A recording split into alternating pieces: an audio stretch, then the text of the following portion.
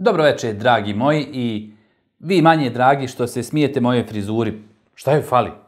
Doktore, imaš i novu uniformu. Jeste nova. Jel dobra? Baš je super udobna, fina i ljepši sam u njoj puno. Večeras pričamo o jednoj od najzanimljivijih tema u biologiji i medicini, a to je autofagija. A ako prvi put čujete ovu riječ, zvuči vam vjerovatno kao nešto između egzotičnog jela i novog turbo folk pjevača. Ili možda neki automobilski magazin. U stvarnosti radi se o prirodnom i moćnom procesu u našem tijelu. Autofagija bukvalno znači samo jedenje.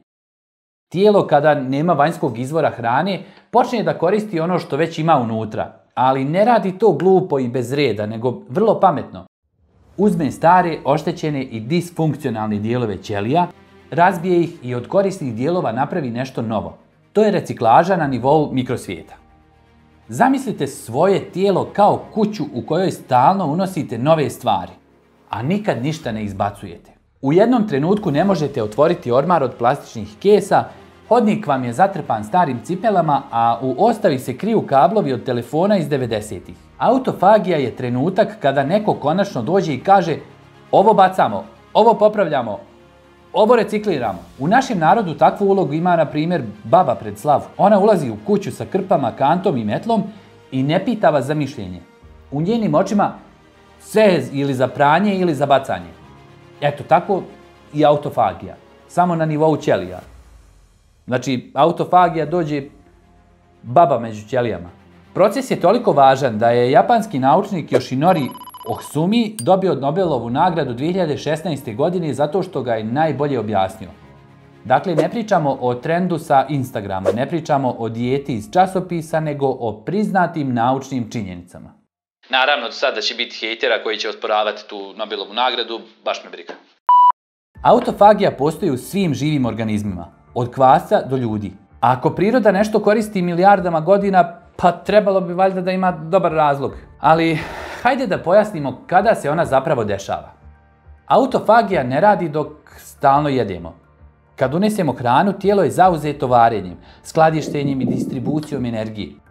Kao radnik na šalteru koji stalno dobija nove papire i nikad ne stigne da složi arhivu. Da bi se autofagija pokrenula, mora postojati period kada nema hrane. To obično znači između 12 i 16 sati posta. Dakle, ako večerate u 8 navečer, a ručate tek sutradan u podne, vi ste već ušli u autofagiju. I to bez ikakvih specijalnih preparata ili čarobnih napitaka.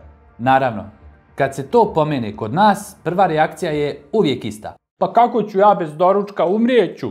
Nećete. Ljudi su kroz istoriju često postili i to mnogo, duže od 16 sati. Ne zato što su htjeli do duše, nego zato što hrane nije uvijek bilo. Naši preci nisu imali frižidere ni pekare na svakom ćošku. Ponekad su morali čekati danima do sljedećeg obroka. I ne samo da su preživjeli, nego su i prenosili svoje gene dalje.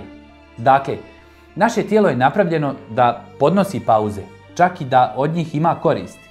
Sad, važno je razjasniti jednu stvar. Kada kod nas kažemo post, mnogi pomisle na crkveni post, ali to nije isto. Crkveni post znači da se jede samo bez životinjskih proizvoda. Autofagija traži nešto drugo. Ne stalno grickanje, nego pravi period odmora od hrane. Dakle, ne jede se ništa što daje kalorije, ali voda, crna kafa bez šećera i mlijeka, kao i čaj bez zaslađivača, mogu. Sve ostalo prekida proces. Dakle, nema sokova, nema kapućina veličine tegle za ajvar. Ako to popijete, autofagija se povlači i kaže: dobro, vidim da me ne trebate. Šta se dobija time? Pa mnogo toga.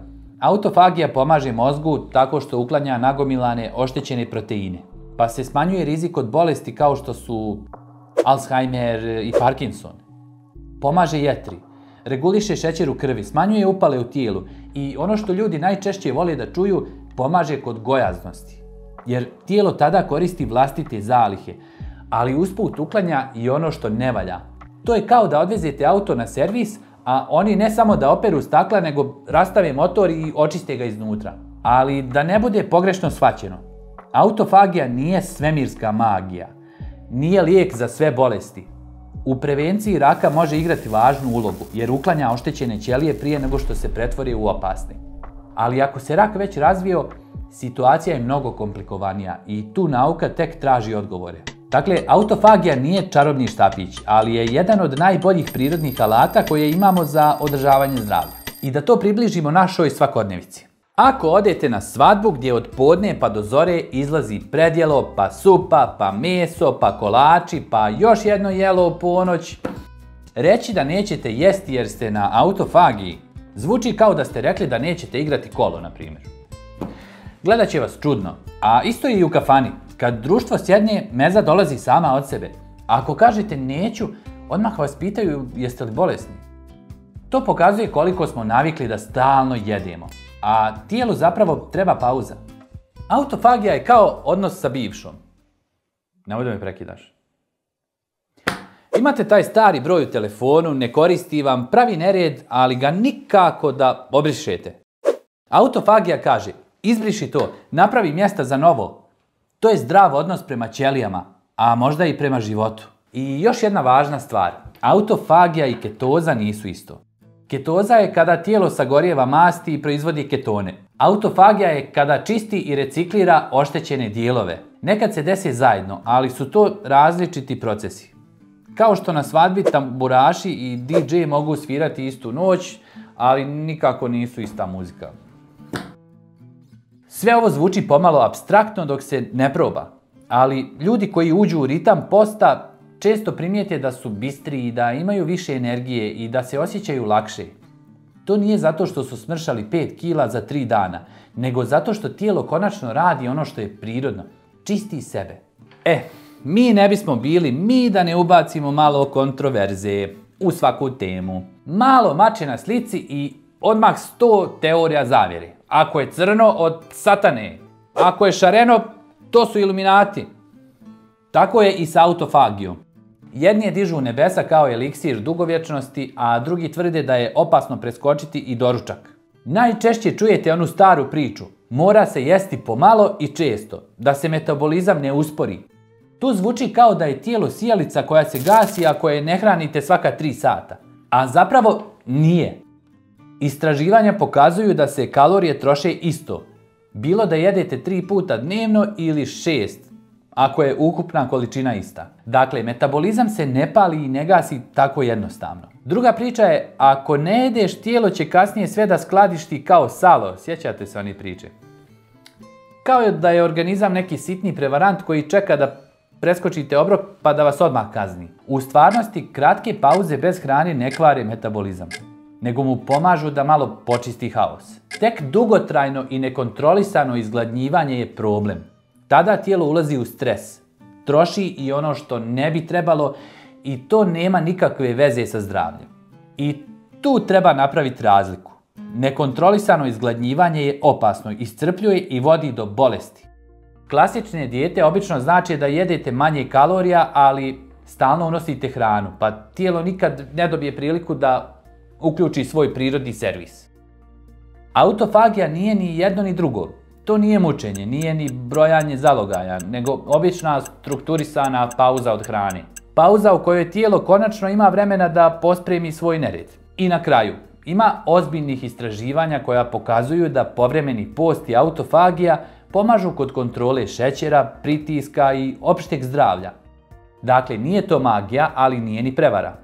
To je samo prirodan mehanizam kojem treba dati malo prostora da odradi svoj posao. Dakle, autofagija nije dijeta, nije trend, nije moda. To je prirodan, ugrađen proces preživljavanja.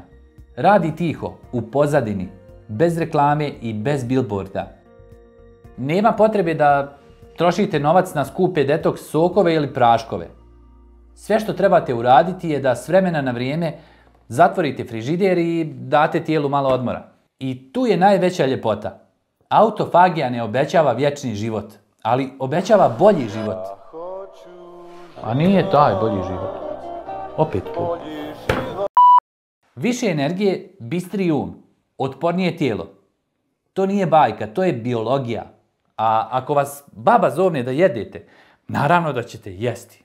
Ali bar jednom u sedmici recite, bako, danas pravim pauzu na autofagiji sam, ili zbrišite taj dan nešto, izvucite se od babi. Ako vas bivša zove, recite, ti si završila svoj ciklus, vrijeme je za reciklažu. Ako ste na svadbi, pa dobro, tu je teško odoljeti. Ali bar dan nakon svadbe dajte tijelu da se sabere. Jer autofagija je vaš tihi saveznik. Ne vidi se, ne čuje se, ali radi za vas. A u današnje vrijeme, kad rijetko šta radi kako treba, imati u sebi mehanizam koji besplatno čisti, popravlja i podmlađuje, to je najveća privilegija. E sad, pošto si odgledao ovo do kraja, a nisam te smorio, zaprati me, udari zvonce, a možeš i lajkati, valja se. Pretplati se besplatno. Besplatno se pretplati.